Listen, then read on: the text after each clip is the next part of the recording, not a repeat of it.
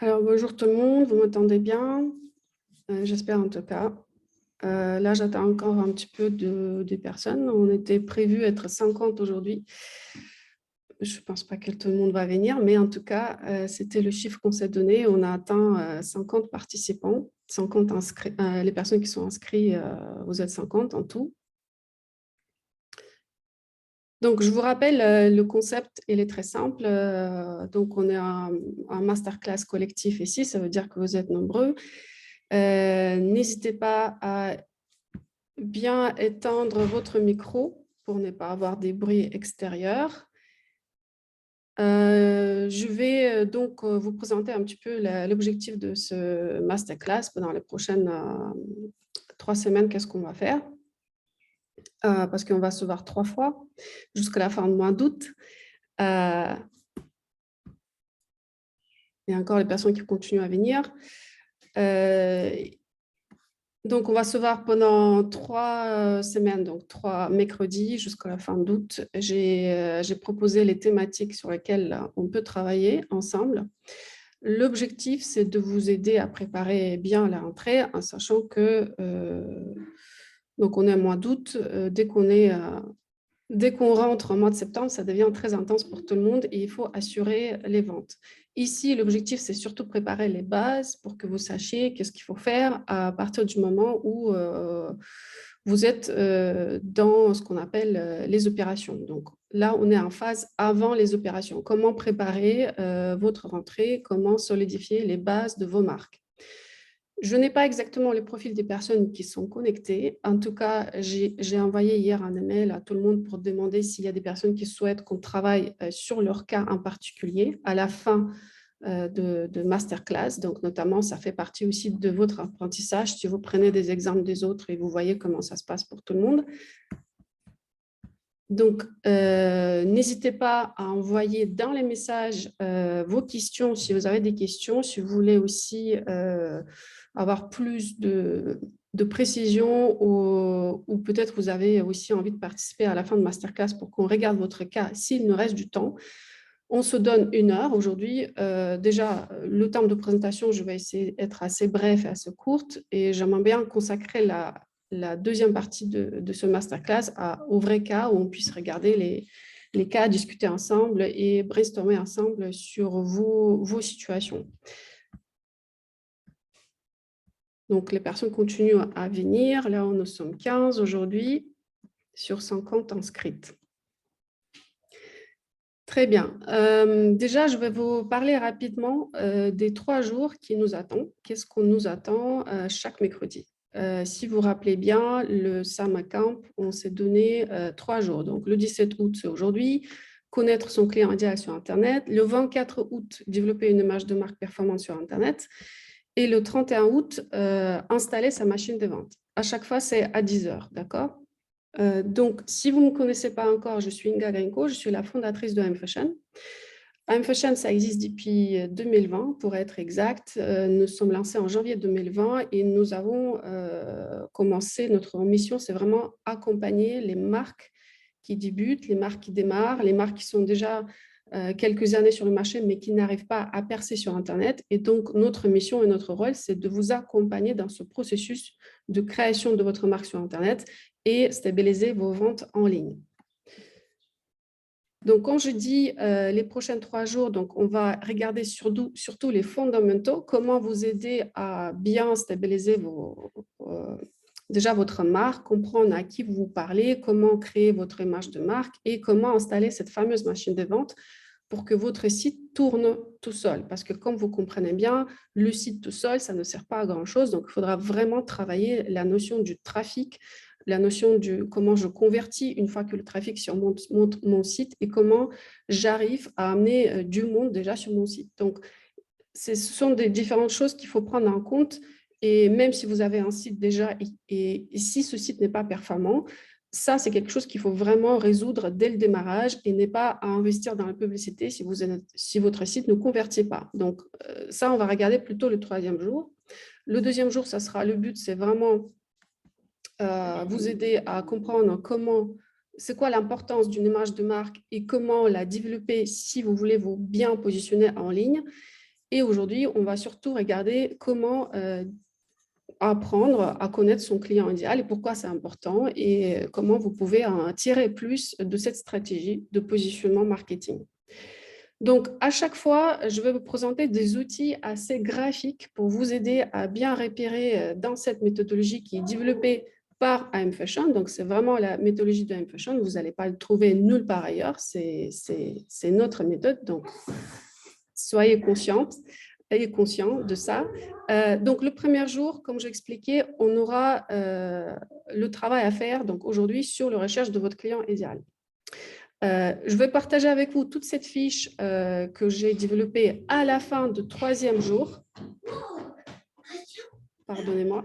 Donc, si vous restez fidèle à nos 3 jours de masterclass, je vais partager avec vous toutes ces fiches pour que vous puissiez aussi en tirer le bénéfice et pouvoir travailler avec ces fiches. Donc, le premier jour, on sera sur la recherche de notre client idéal. Le deuxième jour, c'est le mercredi prochain qu'on va regarder souvent, surtout les outils, comment développer l'ADN de votre marque. Et le troisième jour, nous serons sur sa machine des ventes et je vais vous présenter tous les processus nécessaires pour que votre site cartonne sur Internet. Voilà, donc tout ça, on va faire étape par étape, donc lors des prochaines 3 semaines. Et je répète encore, je vais partager avec vous toute cette fiche à la fin du 3e jour. Le but de cette simple, c'est de garder votre présence avec nous jusqu'à la fin du mois d'août. Donc, avant de démarrer le sujet d'aujourd'hui, comment trouver votre client idéal, est-ce que je peux déjà avoir dans la salle, les personnes qui participent aujourd'hui avec moi, vous levez votre main si vous n'avez pas encore trouvé votre client idéal. Comme ça, je peux voir un petit peu l'état d'esprit de la salle. Pour lever votre main, normalement, vous devez avoir, par la vidéo aussi, mais vous devez avoir normalement la main, que vous pouvez juste cliquer sur la main. C'est comme si vous voulez poser la question. En réalité, ça m'aide aussi à comprendre un petit peu l'état d'esprit des personnes qui sont dans la salle. Alors, qui n'a pas trouvé son client idéal? Nous sommes 16 aujourd'hui et je vois qu'il y a pas mal de mains qui se lèvent. Un petit sondage. Donc, la moitié de personnes n'ont pas trouvé leur client idéal. J'imagine que les autres, ils ont bien trouvé leur client idéal.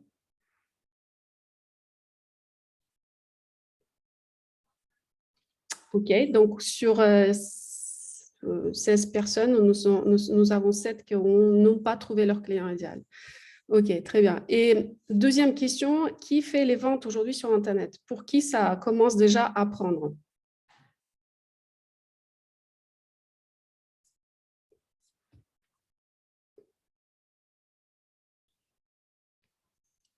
Quatre marques qui font les ventes sur Internet sur 16. Et OK, très bien. Et 7 qui n'ont pas encore trouvé leur client idéal. OK, donc ça, c'était pour comprendre déjà la situation actuelle. J'ai quelques questions là. OK, merci. Merci pour votre participation. Donc, je vais attaquer le sujet de ce masterclass en sachant que j'ai reçu 2 questions par mail. C'est la question que j'ai posée lors de notre dernier mail qu'on a envoyé. Si quelqu'un qui veut qu'on s'occupe de leur cas en session, vous pouvez toujours répondre à nos mails de rappel des sessions pour qu'on puisse prendre en compte vos demandes et s'il nous reste à la fin le temps, on peut discuter et regarder votre cas à vous, ce qui est pour moi, c'est plus intéressant, je pense pour tout le monde aussi, pour que ça devienne beaucoup plus interactif, notre masterclass. Alors, j'ai reçu 2 demandes. J'ai reçu les cousines qui sont là présentes et j'ai reçu Maëla Création. Est-ce que Maëla Création, elle est là?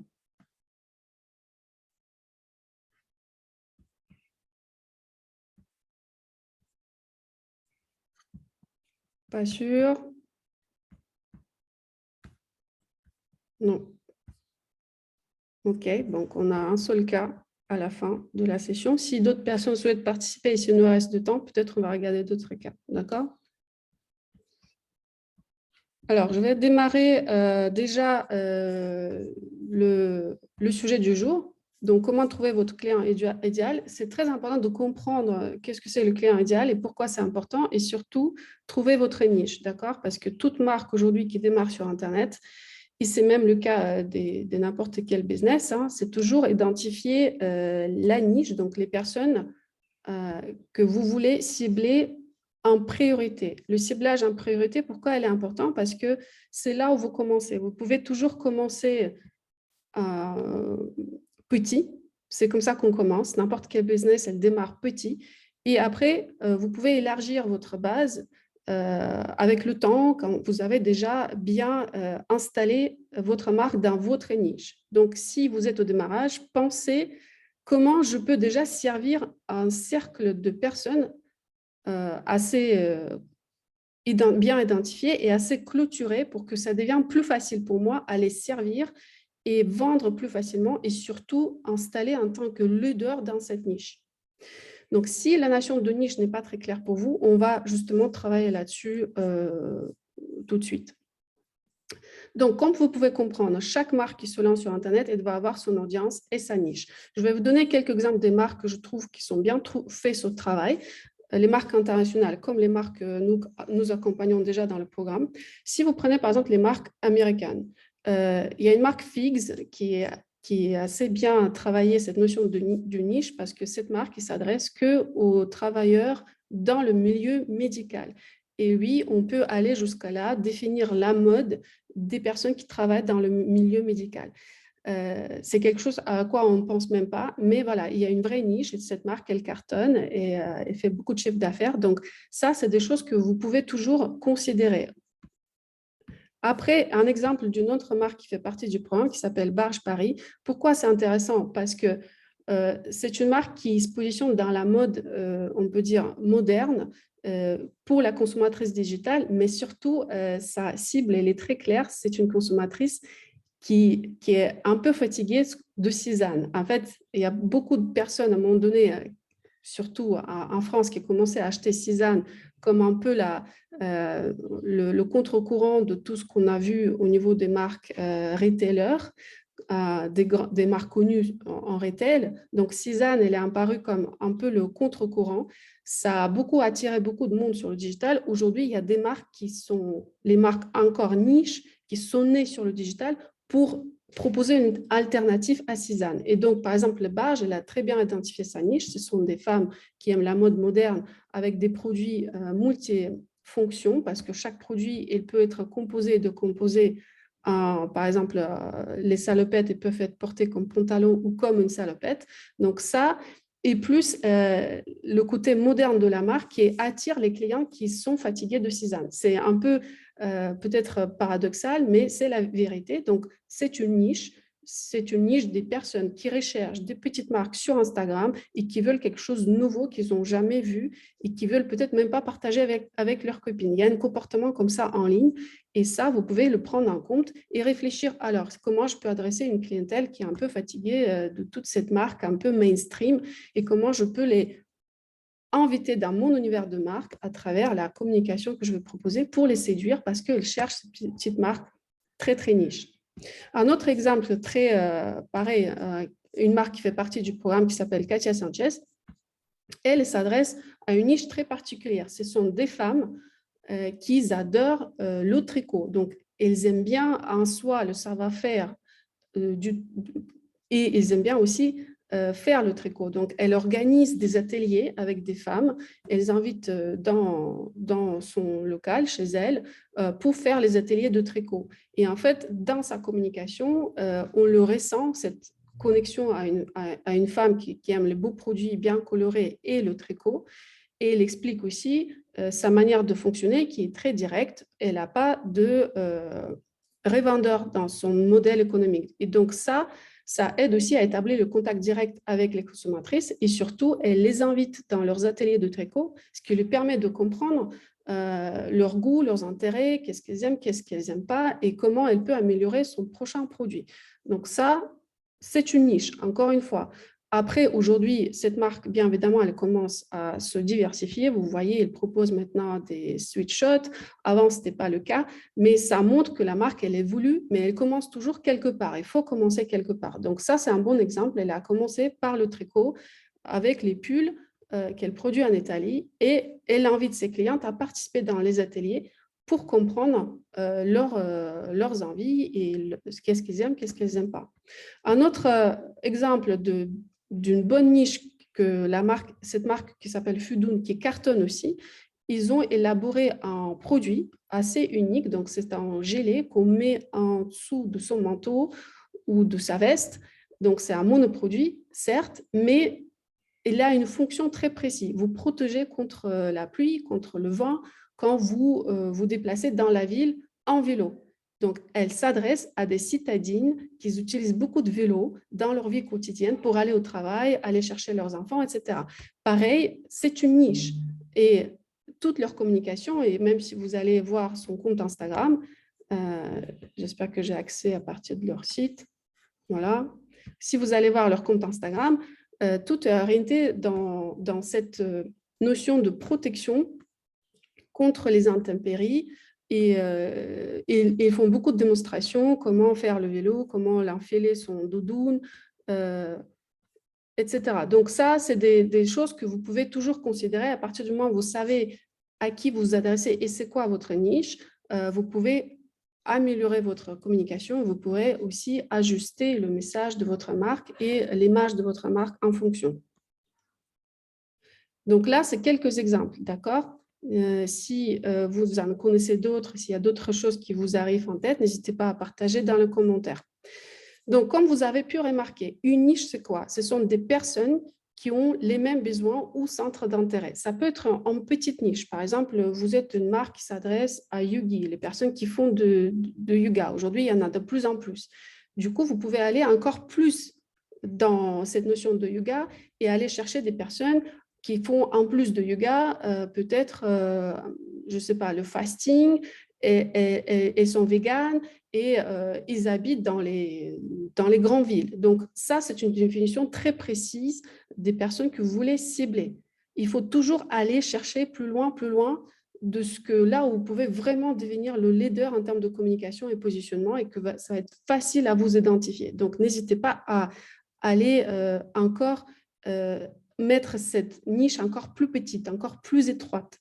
Il ne faut pas, quand vous êtes au début, penser que tout le monde va aimer ce que vous faites et parler à monsieur et madame tout le monde sans savoir exactement qui sont les gens à qui vous adressez. Si vous faites ça, c'est une erreur numéro 1, très classique, hein, que je vois souvent. On se lance, on met en marché sa collection, on commence à développer son site internet sur Instagram et on se rend compte que personne n'achète. Pourquoi? Parce que vous vous adressez à personne, parce que vous n'avez pas fait cet exercice de base, à qui je m'adresse et comment je dois leur parler. Parce que si vous ne savez pas ça, vous n'allez pas trouver des personnes au hasard qui vont acheter sur votre site et qui vont revenir pour acheter à nouveau. Donc, juste soyez conscient de ça. Sans niche, sans exactement savoir le profil de votre client idéal, ça va être compliqué de vous installer sur Internet et surtout bien élaborer votre plan de communication qui est très lié à votre client et à votre niche. Où vous voulez devenir le leader en termes de produits, de messages, de positionnement. Dans quelle niche vous voulez vous imposer? La niche, ça peut être toutes sortes d'intérêts que les gens ont en commun. Ça peut être aussi, par exemple, les besoins en commun. Donc là, par exemple, comme dans le cas de Fudun, l'exemple, le besoin en commun, c'est se protéger quand on est en vélo dans la ville. D'accord? Pour Katia Sanchez, ce n'est pas vraiment un besoin. Là, on est sur les intérêts. Là, on est vraiment sur j'adore le tricot, j'adore un bon pull à mohair, j'adore avoir ce type de produit. D'accord? Donc ça, on est plus dans l'intérêt que dans le besoin. Donc, vous pouvez identifier la niche par rapport au besoin, comme par exemple, on a tous besoin de faire peut-être les exercices physiques, donc ça c'est un besoin, donc vous pouvez vous positionner dans cette niche des personnes qui aiment faire le sport, Mais vous pouvez aussi vous positionner dans les centres d'intérêt. Par exemple, il y a la femme que vous avez ciblée, elle aime voyager. Dans ce cas-là, c'est quoi son lifestyle? Comment elle va voyager? Qu'est-ce qu'elle va mettre dans sa valise? De quoi elle a besoin lors de ses déplacements. Et dans ce cas-là, toute votre communication elle va être autour de son besoin de voyager, de son besoin d'aller voir autre chose que là où elle habite, où elle travaille, et vous allez le faire rêver à travers votre communication. Donc ça, c'est très important. Dès le départ, définissez votre niche, soit par les besoins, soit par les centres d'intérêt, et qu'est-ce qui lui fait rêver, en tout cas. Donc, le client idéal, c'est une notion très importante que j'utilise beaucoup dans ma communication et dans ma formation qu'aujourd'hui je propose aux marques qui veulent se positionner sur le digital. Le client idéal, pourquoi c'est important? Parce que tout simplement, le client idéal, c'est la personne qui va craquer sur votre produit et l'univers de votre marque. C'est elle qui va adorer le plus ce que vous faites, c'est elle qui va acheter, c'est elle qui va réacheter systématiquement ce que vous faites. Donc ça, c'est la personne idéale. Et c'est la communication que vous devez créer par la suite, il va cibler cette personne idéale. Parce que s'il y en a, si cette personne elle existe sur Internet, c'est que vous pouvez attirer d'autres personnes similaires de ce type. C'est pour ça, c'est très important cette notion de client idéal. Le client idéal aussi, il a un budget pour acheter votre marque. Donc, on peut bien rêver des marques de luxe, par exemple, mais si on n'a pas de budget, ben, on n'achète pas. Dans ce cas-là, ce n'est pas le client idéal pour votre marque. Ça veut dire que votre client idéal, il doit aussi être conscient des coûts que ça représente pour lui pour acheter votre produit. Donc, ça va être quelqu'un qui a un budget pour acheter. Ça concerne toutes sortes de marques, même si vous êtes une marque d'entrée de gamme, si vous êtes une marque de milieu de gamme ou très luxe, pour chaque marque, il va avoir son client avec son budget. Et puis, c'est un client qui va vous soutenir. C'est un client qui va suivre votre compte Instagram, qui va s'inscrire à votre base de mail, qui va laisser un avis sur vos produits et qui va réacheter systématiquement. Ça, vous allez toujours avoir ce socle de personnes. Une fois que vous êtes sur le marché et que vous avez bien identifié votre niche, vous allez les avoir et vous allez pouvoir les multiplier grâce à la communication qui est adaptée à ce type de client. Donc, pour trouver votre client idéal, qu'est-ce qu'il faut? Et c'est là peut-être où il y a beaucoup de personnes qui se posent la question, qui sont là aujourd'hui avec moi. C'est vrai que la plupart des créateurs, quand on se lance, ils oublient complètement de faire cet exercice. Donc, on se lance, on commence à communiquer à droite à gauche et on ne sait même pas à qui on s'adresse. C'est pour ça, je vous dis, c'est très important avant de vous lancer. Et même si vous êtes déjà lancé et que vous ne trouvez pas votre client, vous ne faites pas le chiffre d'affaires sur Internet, c'est identifier votre client idéal. Et pour ça, il y a un nombre d'actions que vous devez mettre en place pour bien identifier le profil de cette personne. Alors moi, quand je dis le client idéal, parce qu'aujourd'hui, on parle beaucoup de persona. Quand vous êtes sur Internet, on vous dit c'est qui votre persona. Et les personnes, ils commencent à écrire des personas assez imaginaires. C'est une telle client dans les 35, 50, elle a un budget, elle travaille dans les grosses boîtes, etc. Ça reste assez abstrait, ce n'est pas assez concret. Ce que je vous conseille, c'est plutôt vous inspirer des vraies personnes qui sont déjà dans votre vie. Ça peut être les amis, ça peut être les amis des amis, ou que vous avez trouvé sur Internet. Parce qu'il y a une méthodologie pour aller chercher les gens sur Internet. Ça veut dire que vous pouvez aller les chercher dans les groupes Facebook, sur Instagram, LinkedIn, peut-être TikTok. Vous pouvez identifier les personnes par rapport à leurs photos, tout ce qu'ils évoquent comme lifestyle, comme les personnes que vous aimeriez bien cibler. Et c'est avec eux qu'il faut discuter. Donc, ça veut dire qu'il faut se mettre en contact avec ces gens, leur proposer, par exemple, 30 minutes d'échange par téléphone ou par Zoom, et puis leur donner quelque chose en retour. En faisant ça, vous allez pouvoir vous mettre en contact avec des gens que vous pensez sont dans votre cible, les gens qui sont dans votre niche. Par exemple, si vous êtes une marque qui aime tout ce qui est la notion de voyage et qui veut construire une image de marque autour de voyage, allez sur Instagram, identifiez les personnes qui parlent de voyage. Souvent, on le fait par les hashtags, par exemple. Vous allez sur Instagram, vous tapez hashtag voyage, ou peut-être les endroits de rêve que les gens rêvent, où les gens rêvent d'aller. et vous commencez à regarder qui poste, qu'est-ce que les gens disent, et après, petit à petit, vous pouvez se mettre en contact avec eux et leur proposer des échanges, une conversation. Ce qui est très important, c'est comprendre leur profil, exactement où ils sont basés, qu'est-ce qu'ils font dans la vie, qu'est-ce qu'ils aiment en termes de shopping, qu'est-ce qu'ils n'aiment pas en termes de shopping, est-ce qu'ils font le shopping en ligne ou plutôt ils préfèrent les magasins physiques, c'est quoi quel travail ils font, est-ce qu'il y a des formations spécifiques qu'ils ont fait, tout ça, ça va vous permettre de comprendre le profil des personnes que vous voulez cibler. Donc là, comme vous voulez constater, je ne mets même pas la notion de l'âge. En fait, l'âge aujourd'hui, ça définit très peu les personnes que vous voulez cibler. Ce n'est pas l'âge qui va définir, c'est surtout les goûts, le mode de vie, les centres d'intérêt, les marques qu'elle achète, quelle personne l'influence sur Internet, où est-ce qu'il va sur Internet, qui est-ce qui l'influence. Donc, son passe-temps en ligne, c'est quoi? Quel compte Instagram elle va consulter, quel groupe Facebook où est-ce qu'il va adhérer, peut-être il va regarder sur ton compte sur TikTok. Toutes ces choses-là, toute cette formation, vous en avez besoin pour bien construire vos stratégies en ligne et savoir exactement où chercher ces personnes. Donc, pour ça, j'ai préparé pour vous cette fiche qui va vous aider à bien faire ce travail. Donc, vous devez comprendre, est-ce que vous voyez bien déjà tout ce que je partage?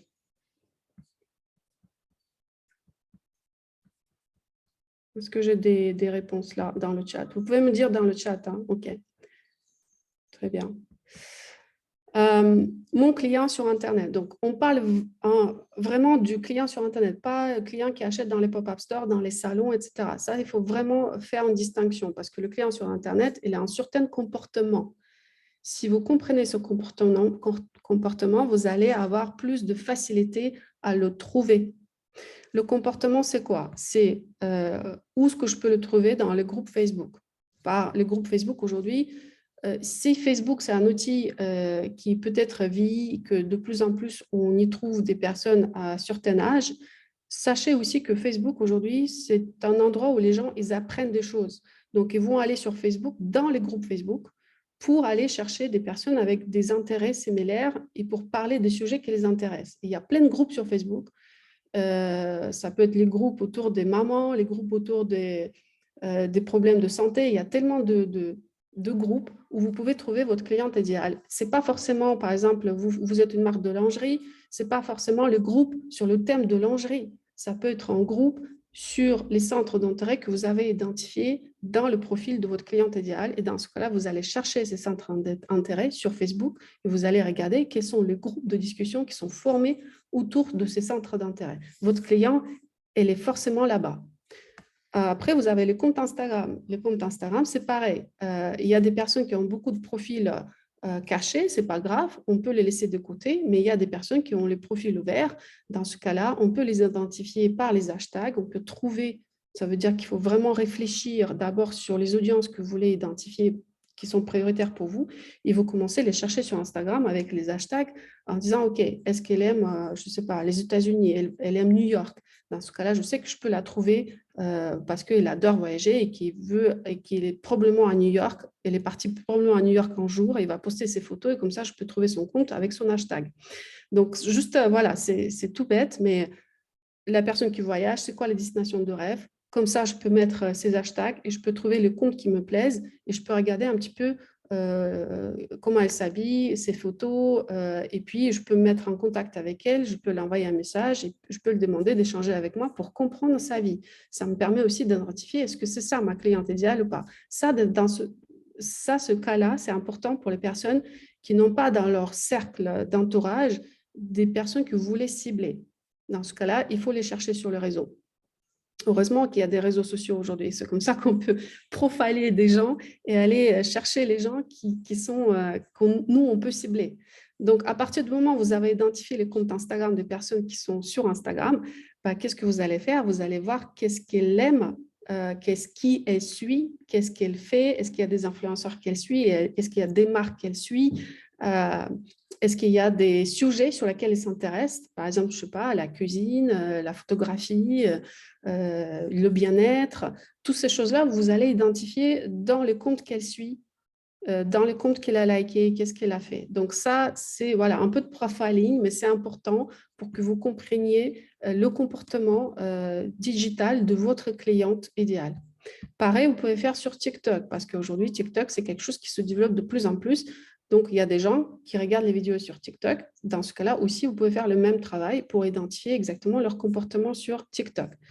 LinkedIn, c'est utilisé pas mal dans le milieu professionnel. Si votre cliente idéale a un métier particulier, par exemple, vous vous adressez aux avocates ou aux personnes en métier libéral, ou au contraire, vous vous adressez aux directrices dans les grandes entreprises, vous pouvez aller chercher sur LinkedIn leur profil, voir un petit peu les sujets qui l'intéressent, parce qu'il va liker certains contenus, il va peut-être faire des posts.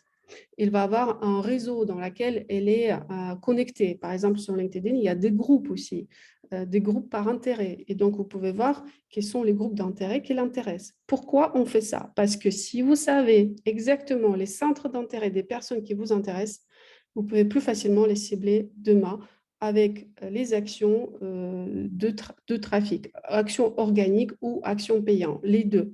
C'est très important. Si vous n'avez pas cette information, c'est comme si vous allez faire des opérations de marketing dans le vide et vous allez vous retrouver sans vente et beaucoup de frustration parce qu'il n'y a rien qui marche. Donc, c'est normal parce que vous n'avez pas fait ce travail de profiling au démarrage. Les personnes sur Internet aussi lisent différents blogs.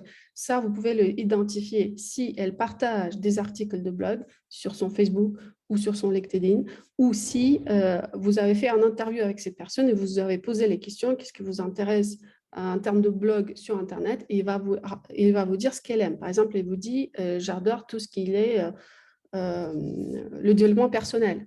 Ah, c'est très bien. Quel type de blog vous lisez? Si vous avez des noms des blogs, vous pouvez demain cibler ces personnes similaires à votre client idéal par rapport à ces blogs. Donc ça, voilà, c'est basique, mais c'est comme ça et c'est ça ce qui marche. Et puis, vous avez cette notion de mots-clés. Les mots-clés, ce n'est pas ce que vous pensez que votre cliente recherche sur Internet. Les mots-clés, c'est le vocabulaire exact que votre cliente utilise quand elle fait des recherches sur Internet. Pour connaître ce vocabulaire, il faut parler à ces gens en vrai, en physique. Qu'est-ce que vous avez compris de sa vie?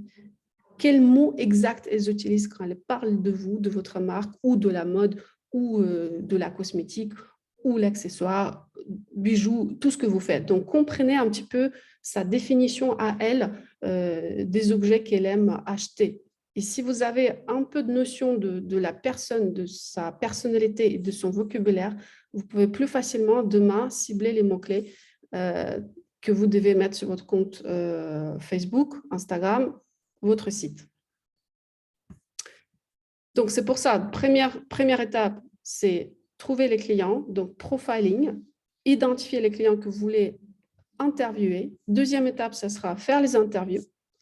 Et là, vous devez retrouver les informations que vous allez après, par la suite, stocker dans votre propre base de données qui va vous permettre à chaque fois de revenir à cette information et bien comprendre est-ce que j'ai bien ciblé par rapport à mon message, est-ce que je me rappelle bien qui je cible en priorité. Ça, c'est très important. Si vous avez fait ces interviews, gardez l'information écrite, enregistrée, comme ça, vous pouvez toujours y revenir et revoir les interviews, comprendre ce que vous avez oublié, ce que vous avez peut-être manqué dans votre communication parce que vous n'avez pas fait attention. Mais voilà, c'est très important de garder cette information.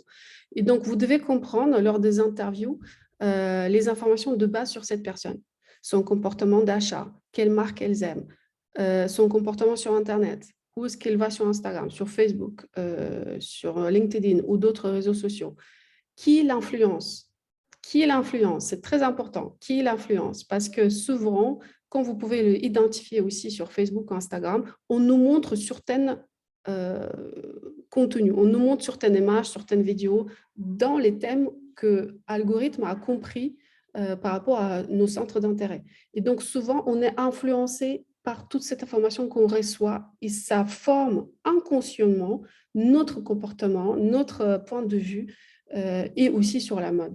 Par exemple, si votre cliente, elle suit certaines journaux de mode ou des influenceurs et va être influencée par le style qui est proposé par ces personnes.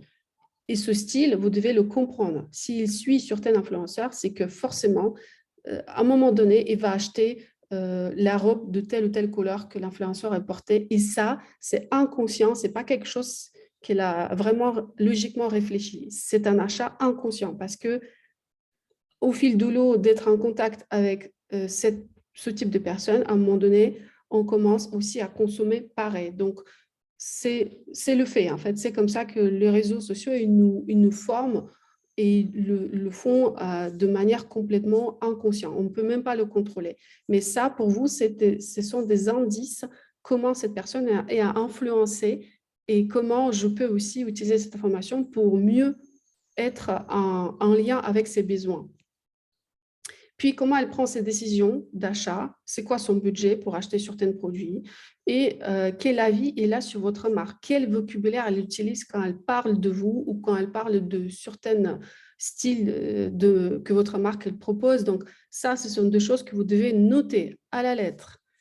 Et puis, une fois que vous avez fait cet exercice, le troisième étape, ça va être très simple. Très simple et non, parce que ce sont des choses, c'est là où ça devient intéressant à travailler et en même temps, il faut avoir les billes, comment le faire, c'est rentrer en action. Commencez à établir votre stratégie de marque.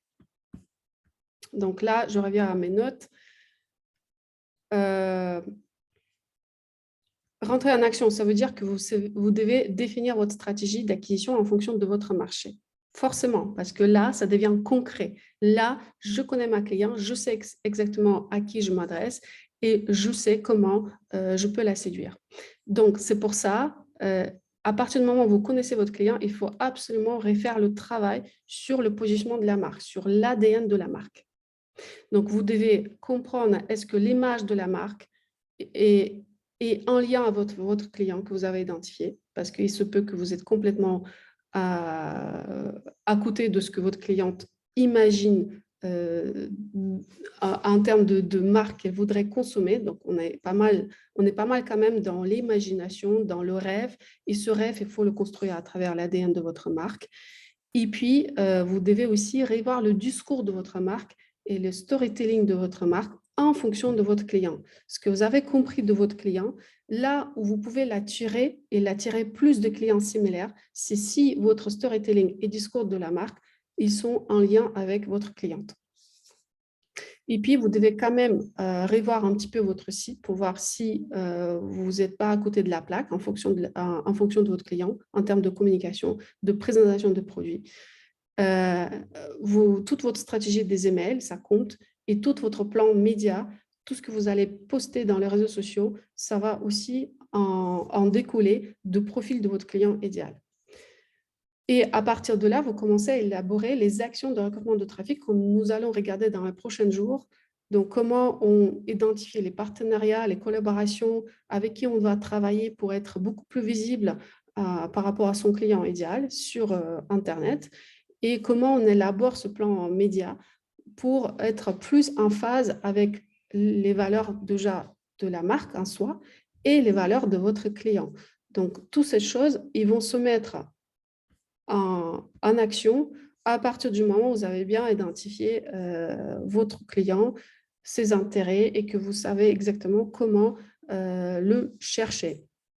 Et donc, c'est là où je vous ai mis ça de manière un peu plus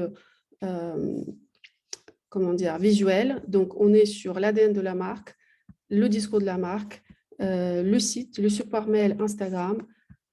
Puis, vous devez savoir comment identifier les marques avec lesquelles collaborer, parce que c'est ça ce qui va vous permettre aussi de rendre visible votre marque par rapport à votre client. Comment inviter plus d'influenceurs à participer dans la vie de votre marque. Pareil, quel type d'influenceur en fonction de votre client et le discours de la marque.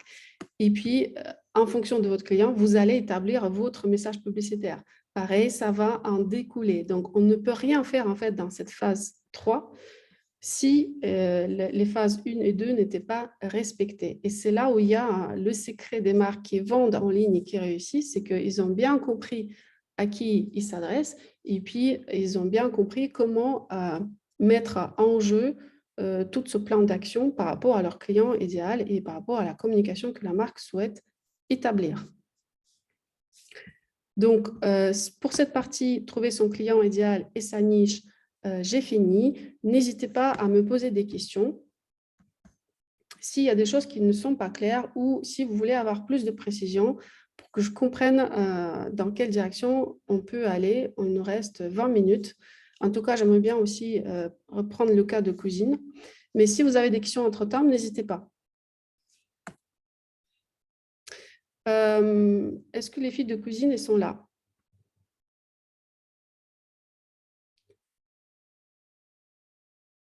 Est-ce que par rapport au sujet qu'on vient de voir, vous avez une question particulière? Parce que moi, j'ai reçu votre mail, mais je le trouvais assez large pour cette session-là. Est-ce qu'il y a une question un peu plus par rapport au thème de ce masterclass? Pour moi, pas vraiment. J'ai l'impression qu'on avait bien travaillé ça. Je trouve que c'était pendant la week 1 de la formation. Ouais, c'est pas mal aller au bout de ce sujet. Après, c'est vrai qu'on a aussi le côté, on connaît notre cliente idéale, mais c'est vrai qu'on vise encore un peu trop large. Un peu trop large, je pense. Peut-être qu'on n'est pas assez focus. Par exemple, on sait qu'on a vraiment plus des clientes que des clients. C'est quand même très féminin comme clientèle, mais on continue à faire quand même des bananes qui peuvent plaire à des hommes, parce qu'on a aussi quand même pas mal de commandes plutôt masculins. Mais donc, ça va être que certains modèles. Donc, à voir si vraiment on doit axer que sur les femmes. Moi, c'est pas mon opinion, mais peut-être que je me trompe pas. Par exemple, celle-ci, la noire, elle marche très bien pour les hommes. Ouais. Et après aussi, on s'est rendu compte que nos shootings n'étaient pas spécialement en adéquation. Ça représentait peut-être pas notre cliente idéale, mais ça, c'était avant qu'on bosse dessus. C'était un peu trop street, sachant que nous, notre cliente idéale, ça reste une citadine CSP+, mais pas spécialement côté citadine, mais pas spécialement côté street, jeune 25-30. C'est plus 30-35, je pense, jeune active. Donc je sais que là aussi, on est en train de réorienter nos shootings pour que ça soit un petit peu moins strict. Votre cliente idéale, elle est qui? Est-ce que vous avez défini bien son profil? Pour moi, c'est la citadine donc, de grande ville, plutôt entre 30 et 40 ans. Assez sportive, qui va beaucoup travailler dans des clubs de yoga, qui va vraiment aimer aller dîner avec ses copines dans un magasin un peu fancy, qui fait des festivals, mais plus les gros festivals We Love Green, etc. Pas du tout underground, plutôt paillettes. C'est ça, notre cliente idéale en gros. Est-ce que vous avez identifié la concurrente qui est la plus proche de vous? C'est Make My Lemonade. Ils ont une banane. Elle fait pas que de la banane, mais c'est. Nous, on le voit aussi parce que. Alors, il y a Make My Lemonade et il y a Rive Droite. Parce qu'on voit aussi beaucoup de clientes qui avaient une rive droite. Ouais, ça va être. Qui avait une rive droite et qui maintenant achète une cousine, etc. Après, rive droite a un bon positionnement parce que les bananes sont pas très chères, elles sont jolies, mais elles sont pas du tout made in France. Ils axent beaucoup sur l'upcycling, je pense. Rive droite. Mais c'est pas du tout made in France. Mais bon, après, les gens ne regardent pas toujours. Là où, pour le coup, Make My Lemonade, la banane qu'ils proposent, c'est vraiment made in France. Ouais. Et leur cœur de cible se rapproche fortement d'une autre. Voilà, ça, c'est vraiment notre concurrence directe. C'est celui-là, là? Ouais, c'est celui-là. Mais elles, ils ne sont pas spécialistes dans les sacs bananes, on est d'accord? Non. Non, on n'a pas trouvé de marque. C'est que des sacs bananes, mais un peu dans cet esprit-là où on aurait la même cible, on n'a vraiment pas trouvé. Par contre, elles ont accès, ça fait 4 mois qu'elles font des ads que sur les bananes. Elles sont vendues dans plein de petites boutiques. Nous, comme on est à Bordeaux, je sais que je suis allée voir une boutique, elles étaient en boutique. Et ils ont fait beaucoup de ads tout l'été. Donc, je pense qu'ils ont pas mal vendu aux femmes grâce à la publicité, parce que même moi, je suis tombée pas mal dessus. Bah, de toute façon, on le voit en fait, même ça, en observant vraiment dans la rue, parce qu'on est un peu obsédé maintenant par les bananes, on les regarde beaucoup. Et vraiment, en fait, c'est ça qu'on voit plus. Donc, c'est ça, donc, c'est rive droite et Make My Lemonade. Mais Make My Lemonade, plus en hiver, j'ai l'impression qu'en été.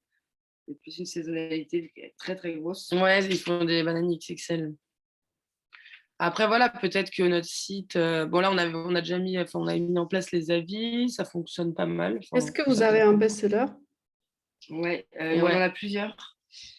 On a c'est plusieurs la catégories. Donc, il y a la dorée. première à gauche, la dorée. Ouais, celle-là, c'est Celle-là? vraiment le top du top. Ouais, et la rouge, là, on va la ressortir parce qu'elle a cartonné aussi, celle-ci.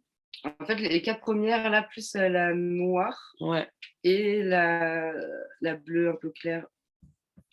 la Là, troisième, ouais, en il dessous de y en la a qui rouge. sont un peu sur le même podium. Bah après, c'est vrai que les best-sellers, c'est plus les bananes féminines, quoi.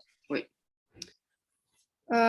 Effectivement, on n'est pas sur l'homme là, Ouais, du Non, tout. du tout. même si là on le voit. À Ouais, chaque fois, parce vous qu'on a pensez comme... à le mettre en photo, c'est ça? Après, la bleue, donc celle qu'on appelle la Tromims, qui est juste celle-ci, ouais, la Tromims, elle est autant féminin que masculin, justement. C'est un de nos best-sellers parce que les hommes l'achètent pas mal. La noire Non, pardon, aussi. celle qui était à gauche de celle-ci. Et la Là. noire aussi, en fait, c'est parce qu'elle est unisexe. Vraiment. Ouais, voilà, celle-ci. Ok. Celle-ci, elle fonctionne pas mal aussi. Est-ce que vous avez trouvé une marque similaire à l'étranger? Non. Non, on n'a pas vraiment on n'a pas Mais je pense cherché pas que qu'on ça. soit assez penché dessus, ouais. On n'a pas vraiment regardé à l'étranger, je Ça, c'est pour pense. vous aider à vous inspirer. Si vous trouvez une marque leader sur votre catégorie, dans votre catégorie, ça peut vous aider à vous voir déjà les exemples des communications qui sont réussies chez eux. Ça peut D'accord. vous aider à Ok. comprendre comment vous pouvez vous positionner. Parce qu'effectivement, par rapport à ce que vous me dites, votre positionnement, c'est plus, si c'est plus rive droite, peut-être on est un peu loin dans votre communication là, sur l'image, en termes de l'image. Ça reste Ouais, bien sûr. très jeune, ça reste un peu même sorti de l'université. Et on n'est pas du tout encore peut-être dans la femme que vous voulez cibler, qui est un peu plus avancée dans sa vie professionnelle. Bien sûr. Ouais. Ok, ouais. Bon, ça, ouais, c'est...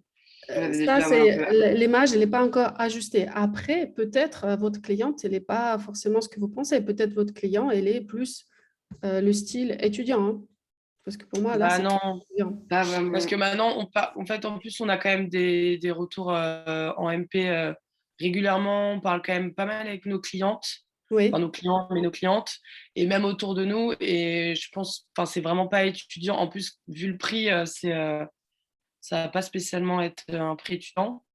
Mais non, ouais, non, enfin, je pense on s'est pas planté trop sur Et puis la surtout, clientèle. en fait, on fait aussi quand même encore pas mal de marchés de créateurs et donc on rencontre aussi du coup, les gens qui nous achètent.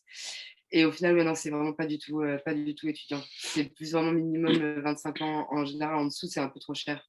C'est déjà trop cher pour elle. ok. En fait, les Après, étudiants, ils vont aller en fripe acheter des bananes. ouais. Après, vous pouvez toujours vous inspirer aussi des comptes qu'elle suit, votre cliente idéale, Ouais. sur Instagram, pour Mhm. voir un petit peu quel type d'image il faut produire, quel type de style. Vous pouvez aussi faire le même exercice sur Pinterest pour comprendre à peu près, il faut construire un mood board, tout simplement, Mhm. avec les inspirations de votre cliente. Par exemple, elle aime rive droite. Vous pouvez juste ressortir quelques images qui vous semblent parlantes pour cette cliente. Comme ça, vous pouvez mieux comprendre comment votre marque doit évoluer en termes d'image. Parce que là, c'est vrai que votre image, par rapport à ce que vous me dites, elle est un peu en décalage. Bien sûr. On Mhm. n'est pas sur du tout la femme de rive droite là. Mhm. Euh, Ouais. Et puis en plus, du coup, ce moodboard peut nous aider pour un prochain shooting, j'imagine. Faut Ce mood board, ça s'en- peut vous aider pour tout, pour créer votre plan média, Ouais. pour identifier les prochaines shootings si vous n'avez pas fait, et surtout quel type de contenu il faut produire. Parce que si vous avez un mix déjà des inspirations de votre cliente, de votre propres inspirations, et peut-être quelques comptes Instagram qu'elle suit, ou, ou peut-être aussi vous avez un autre mot de bord sur votre concurrent direct, si vous en avez identifié, parce que souvent dans le monde entier, dans l'étranger, il y a des marques un peu plus spécialisées que nous en France aujourd'hui. On est encore en France sur multicatégories, alors que Et ça, c'est une tendance qu'on va identifier aussi en France dans les années qui suivent. De plus en plus, comme le marché devient saturé, de plus en plus, il y a des marques qui vont rentrer par monoproduit dans les niches, comme c'est aujourd'hui le cas à l'étranger. C'est pour ça que je pense que forcément, à l'étranger, vous pouvez trouver une marque qui se spécialise dans les sacs comme ça. Ça peut vous aider à juste vous inspirer et voir comment elle construit sa communication. Qu'est-ce que vous donnez comme objectif de séduction? Quel type de client vous voulez séduire? Allez chercher les inspirations de cette client en termes des comptes qu'elle suit, quel type d'image peut potentiellement la séduire, et juste faire ce travail de réflexion. Alors moi, si je veux la séduire demain, qu'est-ce que je dois donner comme élan à ma marque pour qu'elle soit encore plus proche en termes de communication sur cette cliente, que je sois encore en phase avec cette cliente, en sachant qu'aujourd'hui, vous êtes en France, peut-être demain, vous allez être plus à l'international. Ça ne m'étonnera pas si vous allez dans les grandes villes européennes, comme, je sais pas, je pense à Berlin, je ne sais pas pourquoi, j'ai l'impression que ça va marcher là-bas, ou Barcelone. Vous voyez, il y a tellement de villes, grandes villes qu'on veut cibler. Donc, ce profil de votre cliente idéale, il ne va pas forcément être que, OK, ma cliente, elle habite dans le Paris 16e, elle va aller dans telle rue pour se faire du shopping. Regardez un peu plus global, plus grand. Mon client, c'est, je sais pas, peut-être c'est un jeune ou quelqu'un qui est rentré dans la vie adulte, très actif. C'est une personne qui voyage tout le temps, qui se déplace entre les villes. Pourquoi elle a besoin de bananes? Bah, parce que c'est pratique, c'est facile. Euh, comment moi je peux vendre ce produit aussi comme un produit facile à se déplacer, par exemple. Tu vois, tu peux aller dans ce sens-là. Aujourd'hui, tu le vends plus qu'en accessoire de mode. Demain, tu peux aussi rentrer un peu plus en matière de fonction, ouais, de pratique, et donner envie par ton contenu, par tes images, d'avoir une banane pour aller se déplacer, faire vélo. Est-ce qu'il y a des choses comme ça? Non? Ouais, on a fait un pack justement pour le vélo. Ouais, les fluos. Ouais, il y a beaucoup de Là, danse. c'est vraiment ce que ça va pas, on a Ouais, trop il y a tranché. En beaucoup haut, de ça a un peu danse, il y a changé. beaucoup de street style, il y a beaucoup des choses qui sont encore dans le côté mode. On n'est pas encore dans la pratique. En tout cas, Là, c'est... on a une... Ouais. Non, on a une... En fait, du coup, on a essayé de s'ouvrir. Donc, on est en discussion pour... on va faire une collab normalement avec Lundi au Soleil, donc beaucoup plus notre cible, je pense. Et aussi avec des influenceurs travel qui, en fait, en plus font du slow tourisme, donc c'est-à-dire qu'ils évitent de prendre l'avion, etc., qui font un tour du monde, mais là, ils sont en Asie. Voilà, on va faire un jeu concours avec eux. Ils sont vraiment beaucoup suivis par des gens qui aiment voyager, qui aiment suivre, en fait, des conseils voyage. Donc, on essaye un peu de mettre en place des choses comme ça, ouais. Mais je pense qu'il faut qu'on soit... Enfin, faut qu'on en mette plus en place et qu'on se focus plus sur ça, ouais. Ok. Mais en tout cas, moi, ce que je vois aujourd'hui par rapport au ciblage, la personne que vous me donnez, que vous ciblez, on est encore loin là, en termes d'image. Ouais. Ouais. Vous êtes très jeune là, en termes d'esprit. Ouais. Il faut qu'on refasse du Jeune, je contenu. veux dire, en termes de... on est vraiment l'impression que vous ciblez étudiante qui fait des festivals, qui danse, qui aime du street. Et là, je ne retrouve pas du tout ce que vous m'avez dit sur la rive droite, etc. Donc, faites cet exercice sur le mood board, sur Pinterest. C'est un peu le sujet de notre prochaine masterclass, en tout cas, comment attaquer ce sujet-là à travers Pinterest pour construire un peu plus l'image et le discours de la marque en lien avec cette cliente que vous pensez qui achète chez vous. En tout cas, j'ai compris que vous faites déjà les ventes et que vous avez dû interviewer les clientes réelles qu'ils ont achetées et que vous avez identifié leur profil, c'est 30 ans plus. Ouais, on a fait des interviews, etc. aussi. C'est toujours le Est-ce même que vous profil. avez identifié pourquoi elle achète les bananes? Est-ce que vous avez identifié sa motivation d'achat? À part la mode, est-ce qu'il y a autre chose qui ressort? En fait, souvent, c'est leur première banane. Donc, c'est justement des personnes qui avaient identifié ça au côté très street, un peu les bananes Nike, assez classiques, pour le coup, assez masculines, dans des matières vraiment pas des belles matières. Et en fait, du coup, là, ce qui les intéresse plus, c'est justement le côté éthique, plus le côté stylé, qui s'ajoute en fait au côté pratique. Mm. Et du coup, ça, c'est ce qu'elle trouve du coup dans nos bananes qu'elle trouve pas forcément. Ça devient un accessoire de mode pour elle, quoi, en plus du... Enfin, en gros, elles veulent une banane depuis longtemps et elles trouvent que du coup, nos bananes peuvent correspondre à leur style parce que c'est des nanas qui vont bosser en talons, etc. Je dis pas spécialement en tailleur non plus, mais voilà, c'était une avocate, par exemple, qu'on a eu au téléphone. Et donc, je pense que voilà, elles ont pas envie de mettre une banane Ispac moche sur leur outfit, enfin qui va avec leur outfit. Donc c'est vraiment le côté, elles voulaient une banane et elles ont trouvé dans nos bananes des bananes jolies et qui se portent vraiment voilà, avec un beau manteau. Ok, en tout cas, là, on est très loin de ce que vous décrivez. Ouais, ok. Là, je vois ce que tu veux dire. C'est c'est un objet de style, en fait. Ouais, Et comme là, si elle s'achetait un joli sac. ouais, c'est côté pratique et c'est aussi un objet de style qui peut mettre en gros manteau ou peut-être associé comme un accessoire avec sa tenue, peut-être en costume d'affaires. Ça devient très intéressant parce qu'elle casse les codes. Et donc là, votre cliente, peut-être, c'est quelqu'un qui est un peu rebelle, qui aime casser les codes et qui aime aussi avoir en style, mais en même temps avoir un accessoire assez marrant et facile à porter. Et donc là, on est vraiment très loin. Ouais. Là, on est vraiment sur du jeune, street, mais trop cher pour les jeunes. Donc, c'est là où votre prochaine image va évoluer. Et je ne sais pas si vous avez fait cet exercice avec Pinterest qu'on a dans le programme pour vous aider à aller plus loin. On l'a fait, mais je crois qu'on est resté plus sur notre vision que vraiment sur la vision de notre client. Il faudrait qu'on la rechange, je pense, avec leur travail. Ouais, parce que là, du coup, il faut se mettre dans sa tête, dans la sa tête vie, quoi. de la cliente.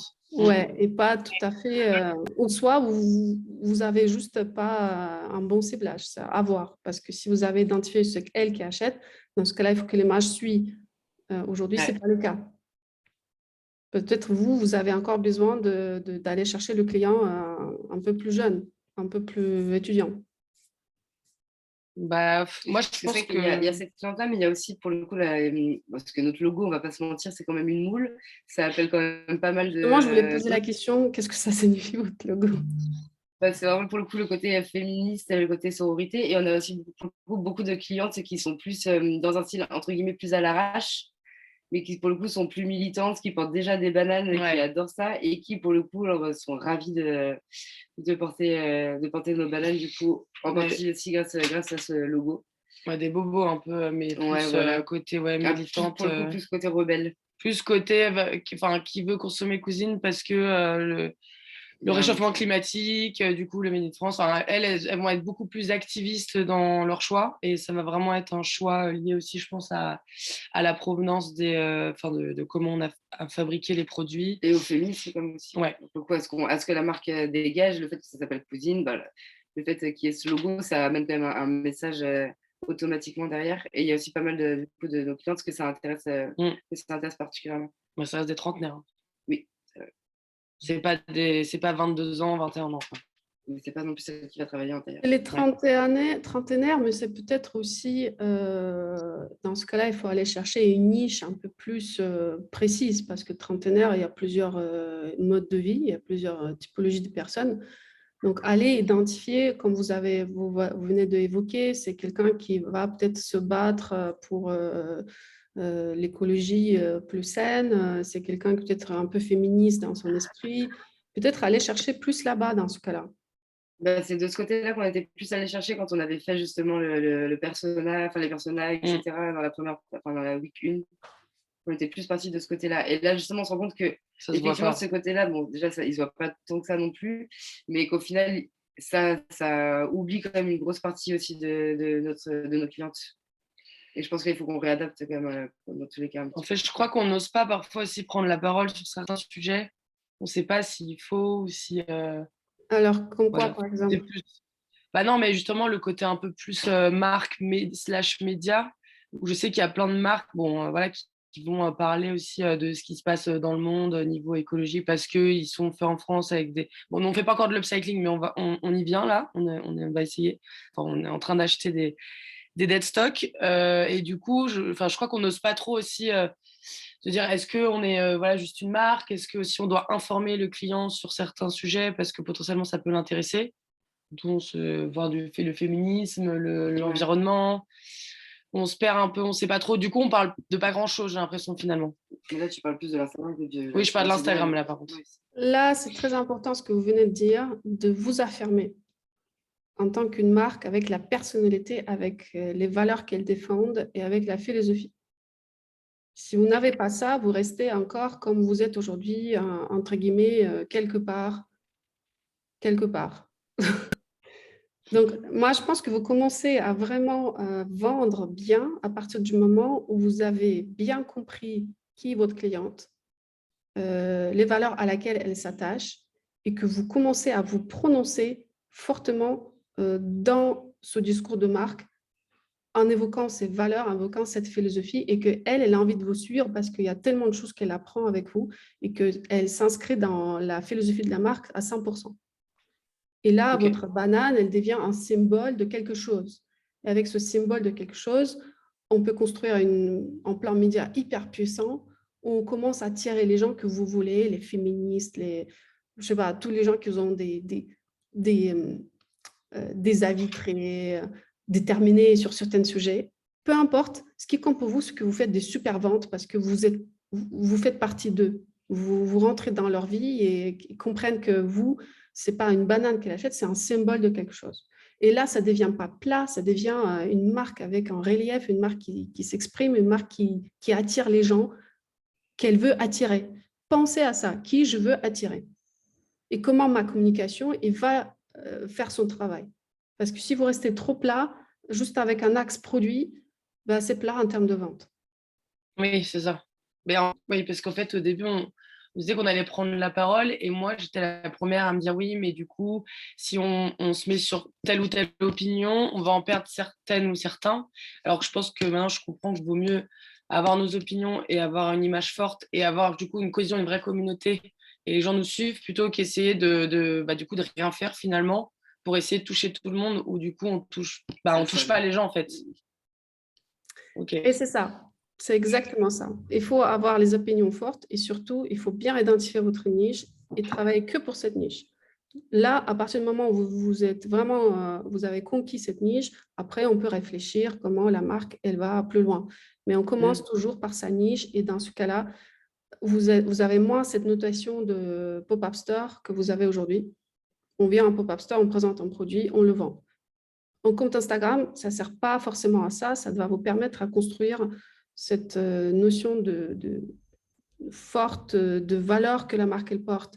Vous devez vous exprimer et du coup, on est beaucoup moins dans le produit, on est plus dans comment, à travers ce produit, je passe mon message. Et là, on n'est pas dans cet esprit pop-up store où à chaque fois, produit, on est plus dans cet esprit. Alors, ma cliente, elle a des valeurs fortes, elle va aller peut-être, je ne sais pas, manifester pour l'introduction d'avortement aux États-Unis. Bah, je vais vous montrer à travers mon image. Et ma banane, elle va être là-bas. Et du coup, je la suis dans son parcours et je la séduis avec ça. Et elle va me suivre parce qu'elle s'y retrouve dans votre communication. Ça devient moins plat, ça devient vraiment une marque qui s'accroche à ses valeurs. Et tant pis, vous êtes connu pour ça, vous faites vos ventes, vous êtes contente. Plus tard, vous pouvez réfléchir comment j'ai élargi mon cercle. D'accord, ouais, si on en perd certains ou certaines. Ouais, positionnez bien dans ce cercle des personnes que vous voulez attirer vers vous. Et dites-vous que, et il y en a peut-être certaines en France, demain je vais être à l'international, je vais attirer les mêmes personnes. Parce que peu importe le pays, les valeurs, elles restent. Et si je les prononce fort, mes valeurs, à travers le contenu, je vais attirer les bonnes personnes, quoi qu'il arrive. Ok. Très clair. Et voilà, c'est très bien. Merci pour votre participation. Merci beaucoup. Je crois qu'on avait besoin de ça là. Merci Ingia. En tout cas, merci pour tous ceux et celles qui sont venus. Je vous retrouve mercredi prochain pour le prochain sujet. On sera sur l'ADN de la marque. Je vais partager avec vous tous ces outils à la fin de notre série de workshops. Et les personnes qui souhaitent entretenir avec moi en direct, pensez aussi, sachez aussi qu'on a un rendez-vous que vous pouvez prendre individuel C'est plus pour identifier vos besoins et savoir si vous voulez intégrer dans le programme M-Fashion ou pas. Donc, les marques qui sont présentes ici, qui sont déjà dans la M-Fashion, ce n'est pas la peine. Les marques qui veulent venir dans la M-Fashion, vous pouvez toujours prendre un rendez-vous avec moi ou mon équipe pour discuter de votre projet de marque et pour savoir si on peut vous aider ou pas. Dans ce cas-là, je vais partager avec vous le lien pour prendre le rendez-vous.